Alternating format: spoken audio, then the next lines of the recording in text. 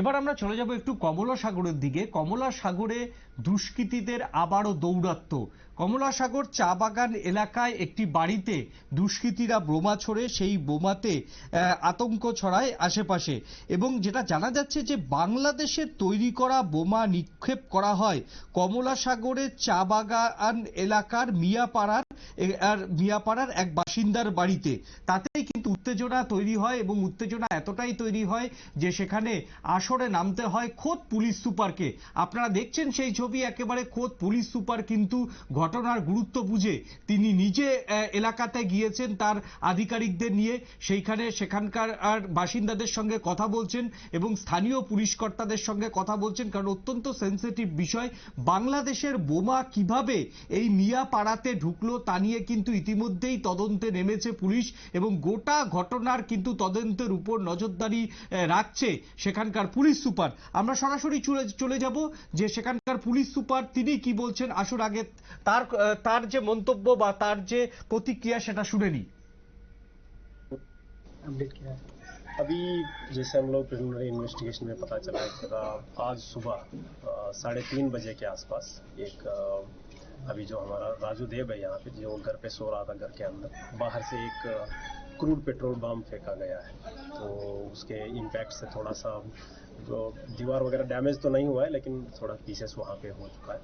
और उसमें एक पाइप भी वो यूज़ किया था। वो पाइप जब बम फटा है तो उसका एक गाड़ी का साइड मिरर भी थोड़ा सा डैमेज हुआ है। सर इसमें एक्सक्लूसिव का सर क्या कुछ नहीं, अभी हम लोग जो प्रिलिमिनरी जो एग्जामिनेशन में यही पता चला है कि जो क्रूड बम जिसमें क्रैकर्स में जो यूज़ करते हैं वही वाला इसमें यूज़ किया लग रहा है। कोई एडवांस का कुछ है नहीं इसमें, बट फिर भी हम लोग एफएसएल को बुलाया है। एफएसएल को बुला के एग्जामिनेशन कराने के लिए एग्जैक्टली क्या एलिमेंट यूज़ किया गया है इसमें और क्या क्या है इसमें। उसके अलावा हम लोग बीडीडीएस को भी बुलाए थे, तो बीडीडीएस ने भी यहाँ पे आके पूरा सर्च किया है, तो और कोई कुछ रेमनेंट्स या फिर दूसरा बम वैसा कुछ है ही नहीं अभी तक।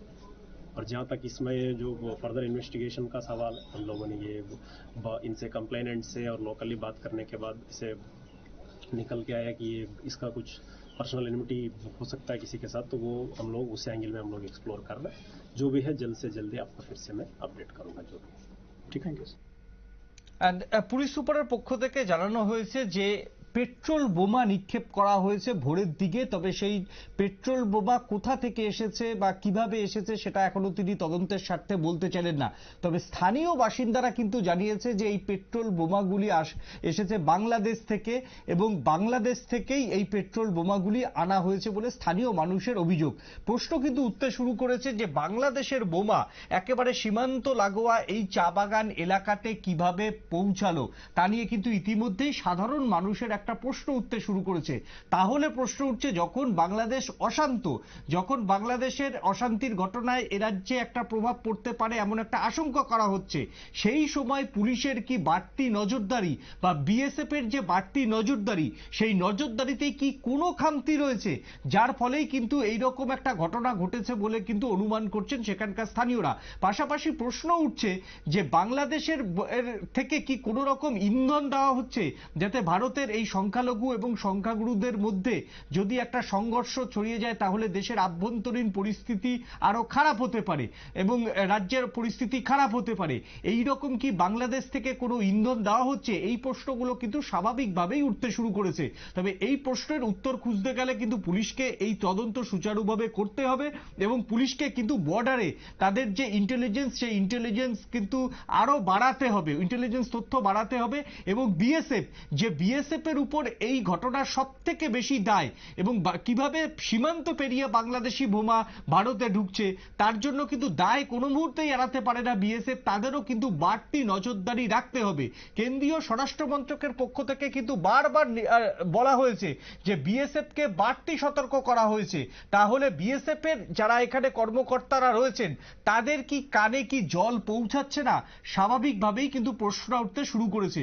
এবার আমি সোজাসুজি চলে যাব যে বাড়িতে বোমা নিক্ষেপ করা হয়েছে, আসুন তারা কি বলছেন। ঘুমাইছি ভোর 3:30টার সময়, রাত্রে 3:30টার সময় একটা শব্দ হয়েছে ঘরে বারিন্দার সামনে। শব্দ হওয়ার পরে আমি মনে হচ্ছে অন্যরকম জিনিস, ঘরে দিয়ে ঘরের ভিতরে ধোয়া ঢুকতেছে, বাজির গন্ধ পাওয়া যেতেছে। এরপরে দরজা খুললাম, আমার বাতিজারে ফোন করছি, উঠছে, উঠটা দিই ঘরের বারিন্দার মধ্যে বোমলাই ছোড়া দিচ্ছে আর কি, ডিল দিচ্ছে। তারপরে একটা গাড়ি আসলো মারুতি ভ্যান, এটা নিচে পেয়ে গিয়ে মারুতি গাড়িটা অনেক ক্ষতি হয়েছে, প্লাস গরু আসলো, গরু দরজা মজা সব ব্যাঙ্গাটে গেছে। এই যে বোমা নিক্ষেপ সাধারণত আমাদের এই অঞ্চলে এমন শোনা যায় না, এই ঘটনাটাকে আপনি কিভাবে দেখছেন? ঘটনাটা এখানে আমরা অনেক বছর ধরে, আগে কতগুলো ফ্যামিলি আসলো, আজকে তো 10 বছর আগে ওখানে ডাকাতি হয়েছে। ডাকাতি হওয়ার পরে তারা 8-10টা ফ্যামিলি আনতে চলে গেছে। এখন বর্তমানে 3 ফ্যামিলি আছে। এই 3 ফ্যামিলির মধ্যে এটা মুসলিম পাড়াই, এখানে 200 ফ্যামিলির মতো আছে। 2-4টা ফ্যামিলি আমরা ইদানিং 1 বছর ধরে মনে করেন আক্রমণ করতে আছে, টানানি ধমকি দিতে আছে। মানে কি কারণে করতেছে এগুলি? কি কারণে এটা আমরা যত এখান থেকে জায়গা সম্পত্তি দিই, তারা দিয়া কমপ্লিট দিয়া এখান থেকে জায়গা। আচ্ছা, মানে এই বিষয়টার পেছনে কি আপনি কোনো মানে অন্য অ্যাঙ্গেল দেখছেন? হ্যাঁ, এটা দেখছি, এটা আমি এফআইআর করতে পারি কেন। মানে যারা ধমকি দিচ্ছে আপনি কি তাদেরকে চিনতে পেরেছেন? এটা আমার টার্গেটে আছে, কে করতে পারে এটা। আচ্ছা, আমি থানাতে পুলিশকে জানিয়েছেন? না, পুলিশ আইছে, স্পেশাল আইছে, এডিশনাল এসপি আছে, এলডিপি আছে, মধুপুর পিএস ওসি আছে। আপনি এরকম অনুমানিক কতজনকে মানে সন্দেহ হয়তো তালিকা? একটা ফ্যামিলি থেকেই করছে, তারা বাকি যদি তারা অন্য লোক সাথে থাকে তারা জানবে আর কি। আপনার নামটা দাদা? রাজুদের বাড়ি? কমলা সরকার। এই ঘটনায় কেউ আহত হয়েছে? আমার বাচ্চা একটু ভয় পাইছে, কানে শুনতেছে না সকাল থেকে, এখন ডাক্তারের কাছে পাঠাবো।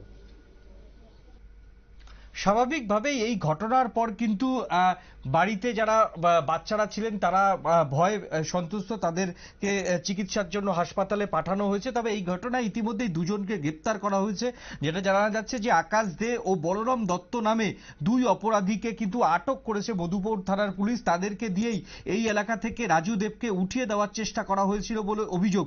এই ঘটনার সঙ্গে আরো কারা কারা জড়িত রয়েছে তাদের প্রত্যেককেই কিন্তু গ্রেপ্তার করা হবে বলে কিন্তু আশ্বাস দিয়েছে পুলিশ। তবে যেহেতু ঘটনায় একটা বাংলাদেশের একটা যোগ পাওয়া গেছে, তাই কিন্তু এই ঘটনার যে গুরুত্ব দিয়ে বিচার তদন্ত করা হবে এবং গুরুত্ব দিয়ে যে ঘটনার বিচার করা হচ্ছে তা কিন্তু পুলিশ সুপারের উপস্থিতিতেই প্রমাণ হয়ে যাচ্ছে।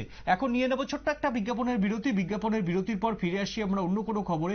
সঙ্গে থাকুন নিউজ ভ্যানগার্ডের পর্দায়।